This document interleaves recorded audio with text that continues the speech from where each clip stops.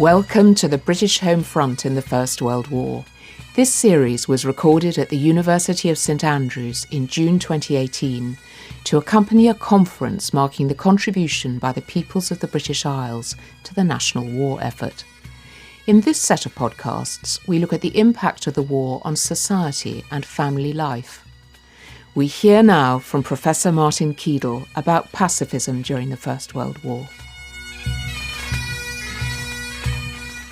I'm Martin Ceadel. I'm a retired Professor of Politics from the University of Oxford, and I've spent much of my career working on the peace movement with particular reference to Britain. Historians must use their detached perspective to identify patterns which have become apparent with hindsight. Yet they must also recognise that contemporaries will often have been unaware of those patterns at the time. Now, with hindsight, I can detect, I think, an interesting pattern in the use of pacifism during the First World War. The word had been coined as recently as 1901 and was used then in three senses. Two of them were related to the peace movement. The first was the absolute refusal to use armed force in any circumstances, most famously demonstrated by conscientious objectors. That's the sense in which the word pacifism is now mostly used, especially in the English-speaking world. The second is a belief that war can be abolished, for example by creating a League of Nations, though in a last resort armed force may still be needed, for example in the form of military sanctions through the League against an aggressor. This sense is now often referred to by historians as Pacifism because it is pacific but not pacifist in the absolute sense. The third sense in which it was used was simply war weariness or defeatism, unrelated to any peace movement-based belief that armed force can immediately be renounced or that international relations can be reformed. This sense is simply anti-war. The pattern is that in the First World War UK, pacifism and pacificism were by comparative standards particularly strong. Yet, outside Ireland, where republicanism and nationalism had by 1916 made the imposition of conscription there impossible, anti-war feeling was, by comparative standards, particularly weak. So we have a paradox. Where pacifism in the two peace movement senses was strongest, as in the UK, support for the war effort was best sustained. Now, there is a resolution to the paradox, namely that peace movements were an attribute of liberal modernity, but so too were the political authority, administrative efficiency, economic resilience, and social cohesion needed for a war of attrition. A modern liberal state like the UK, minus Ireland, traded off the risk of tolerating dissent, of allowing a peace movement to operate freely, and recognising conscientious objection against the gain in political legitimacy of doing so. Now, my belief is that during 1914 to 18, this trade-off worked in the UK's favour, but this could not have been guaranteed in advance.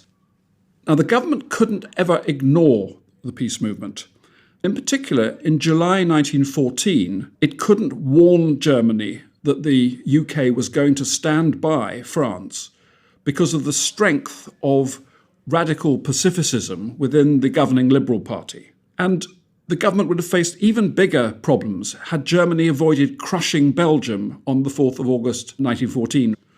Also, if the Germans had made a credible peace offer during particularly 1917 to 18, if they'd offered the status quo before the war, then I think the government would have found it difficult to dampen down requests for a negotiated peace.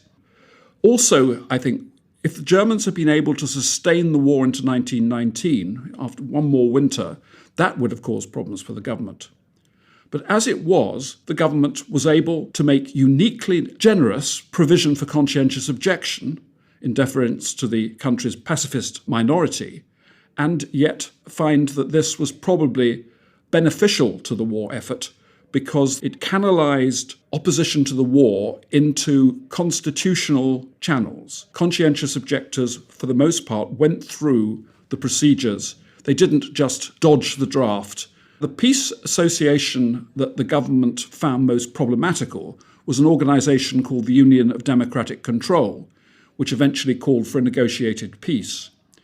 But interestingly, their influence was offset by another strand of pacificists, liberals loyal to Asquith and Grey, who'd supported the war from the outset, but took seriously the obligation to make it a war that would end war. And to that end, they devised and promoted the idea of a League of Nations in an implementable form, a plausible form that the government could operate, which first the British Foreign Secretary Grey, then the American President Wilson, and then finally assorted Europeans could espouse for their own purposes. So in a sense, peace activists were pulling in different directions. The absolute pacifists and conscientious objectors, and the radical pacificists of the Union of Democratic Control were stirring up anti-war sentiment that worried the government in late 1917 and early 1918. But the liberal pacificists of the League of Nations movement were providing a motive that drew the United States eventually into the war, promotion of a League of Nations, and were providing British public opinion with an idealistic reason to hold out for victory, namely being able to have a peace settlement in which a League of Nations was created. So as a historian with hindsight, I think I can see a rather paradoxical pattern that having a strong peace movement contributed to the legitimacy of the war effort and helped the government sustain it, though this is partly because the Germans didn't behave as smartly as perhaps they might have done. But historians must recognise that it's often imposing a pattern that was not detectable at the time. And an example of a prominent individual who didn't see some of these distinctions is the extraordinary pacifist campaigner Norman Angell. Angell was famous as the author of a book published in 1910 called The Great Illusion. Now, that illusion was that a major power could improve its economic position by aggression. Angell saw the Germans were building a fleet, and he argued that even if the German fleet was powerful enough to sail up the Thames, take all the gold out of the Bank of England, it would lose more from the disruption to an interdependent world economic system than it would gain from the bullion it had grabbed.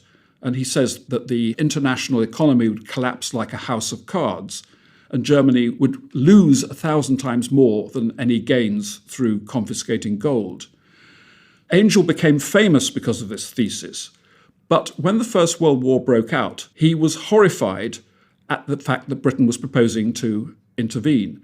And he becomes the most active neutrality campaigner in that short period between the outbreak of the war in Europe, when Austria-Hungary declares war on Serbia, and Britain's intervention.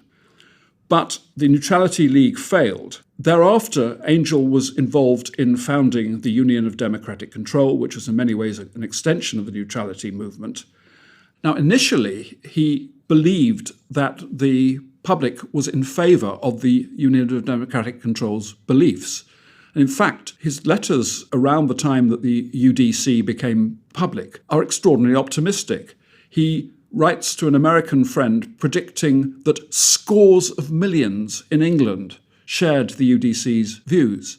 And he told a private dinner of his American followers in London that the British authorities were petrified of popular discontent. Quote, "Machine guns lie prepared for action in the cellars of Buckingham Palace." Yet he soon discovered that he got it completely wrong. Even his former supporters repudiated him, and the demand for his services, he lived as a speaker and an author, fell off so dramatically that he took himself off to the United States. On his arrival in the United States, he writes a controversial article pointing out that the United States as a neutral trader was suffering from the fact that the law of war then allowed the Royal Navy to stop neutral shipping as part of a blockade of Germany.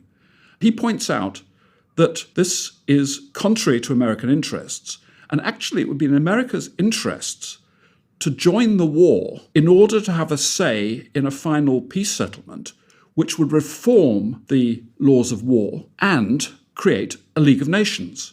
So astonishingly, Angel, who in Britain was regarded as a neutralist pariah, finds himself advocating American intervention, and his ideas are taken up by Woodrow Wilson. Woodrow Wilson, in the famous speech in which he committed himself to a League of Nations, actually quoted Angel's own words. So Angel, a neutralist pariah regarded as hostile to the government in Britain, is a liberal internationalist interventionist with friends in high places in the United States. So Angel is not seeing any distinction between the views of the UDC, which are basically neutralist, and the views of the League of Nations movement, which are basically interventionist. He gets even more surprisingly eclectic in his views. He comes back to Britain in 1916 when conscription is introduced, and it seems that because his reputation had been so boosted in left-wing circles by the fact he had been the most effective neutrality campaigner, he sees himself as a possible future leader of the British left, and that career would be boosted if he took a pacifist position. So he comes back almost certainly with the intention of declaring himself a conscientious objector. He finds, however, that he is over the age for conscription, which leaves him in a slightly odd situation. But while he's waiting for a passport to get back to the United States, he converts to socialism, and he finds himself in this extraordinary position of campaigning for logically very different positions, campaigning for the independent Labour Party, preaching an almost revolutionary doctrine that conscription is part of a capitalist conspiracy for permanently enslaving the British working class. Within days of a revolutionary meeting in South Wales, he's attending a respectable Chelsea drawing room for a very genteel meeting in favour of the League of Nations movement. He finally gets permission to go back to the United States for a second time, and there he's in a quite remarkable position. He advertises his services to the American public information officials and says, I can talk to the left and persuade them that their ideals, like a League of Nations, will be best served by supporting the war effort and dropping their radical campaigning. But he then says, and I can also, of course, speak to the hardline supporters of the war that their cause will be best served by accepting that if they add a commitment to a League of Nations, this will pull the left more towards them on idealistic grounds. Angel, as a contemporary, quick-witted observer, is actually managing to ride several horses at once. One of the striking things about the way the First World War is now remembered is that there is a widespread belief that British conscientious objectors were very badly treated. But if you look at the historical record, only 3 other conscripting combatants made any provision for conscientious objection. That was the United States, Canada, and New Zealand. And they only exempted members of historic peace churches. And of course, that greatly simplified things because it was a matter of factual record whether you were a member of a particular sect or not. Also, those countries only exempted people from combatant service, so they could be inducted into the army for non-arms-bearing roles. Now, in the United States, even those members of recognized historic peace sects who brought into the army, they're put under such pressure that 4/5 of them abandon their stand. In Britain, nothing like that happened at all. Britain not only allowed conscientious objection to be claimed by members of historic peace sects, it allowed atheists to do so. Its conception of conscience was extremely broad. And of course, that posed real problems for assessing conscience, because it wasn't just a matter of proving your membership of a particular sect or church. The other thing is that Britain, albeit only after a period of confusion, allowed alternative service. You didn't have to go into the army, you didn't have to be under military authority. You could do work of national importance under civilian control. And in principle, some people, although it was always intended only for the exceptional, were exempted altogether. They didn't have to do anything else. There were grievances in Britain. people who had their conscience claim completely rejected by their tribunal, they then get brought into the army, and some of those did go through some difficult periods, but eventually the government sorted the situation out so that they went to civilian prisons, and in fact the death rate for conscientious objectors was below the prisoner average. The government was faced with the fact that the No Conscription Fellowship, which was the leading socialist objector organisation, and the Friends Peace Committee, which was a body created by the Quakers, both urged conscientious objectors not to accept alternative service, but to hold out for complete exemption.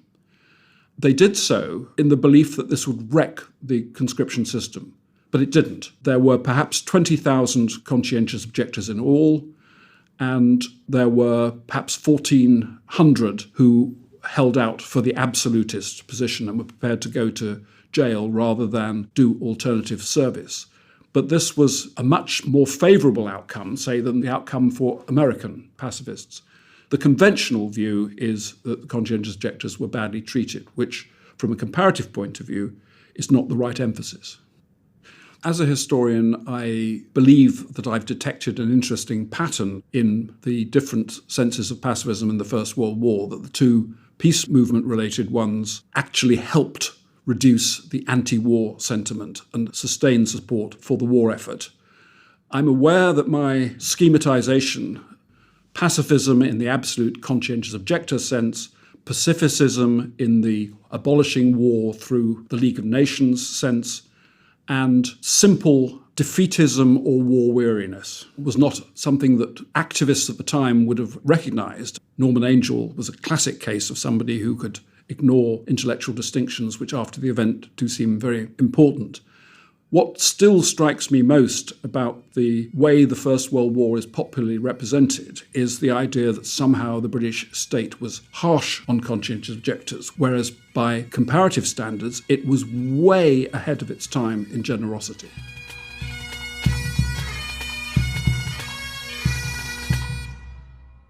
That was Professor Martin Ceadel on pacifism. You have been listening to the British Home Front in the First World War. The podcast series was made possible thanks to the generosity of JOHN CAWTHORN and the 1926 Foundation. The conference was supported by the Department for Digital Culture, Media and Sport and the Scottish Government. It was a ChromeRadio production for the University of St Andrews, with music by the pipes and drums of the Royal Scots Dragoon Guards. The producer was Catriona Oliphant, with sound design by Chris Sharp. The series editor was Professor Sir Hugh Strachan. In our next podcast, we hear from Professor Louise Jackson about crime rates and policing during the First World War.